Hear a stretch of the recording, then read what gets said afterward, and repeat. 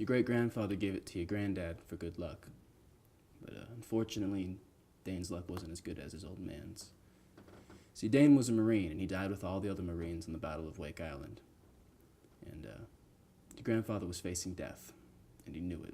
None of those boys had any visions about ever leaving that island alive. So 3 days before the Japanese took the island, your grandfather went to a gunner on the Air Force named Winoki, a man he'd never met before in his life, to deliver to his infant son, who he'd never seen before in the flesh, his gold watch.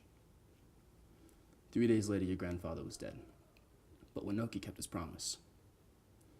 And after the war was over, he went to your grandmother and delivered to your grandfather this gold watch. This gold watch. Now, your grandfather wore this watch on his wrist when he was shot down in Hanoi. He was captured by the Vietnamese and taken to an imprisonment camp. Your daddy knew if the Gooks ever saw the watch, they'd confiscated it, taken it away. The way your daddy looked at it, this watch was your birthright.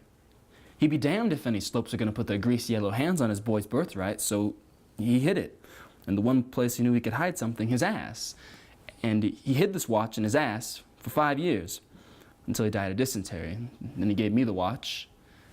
I hid this uncomfortable hunk of metal in my ass for 2 years.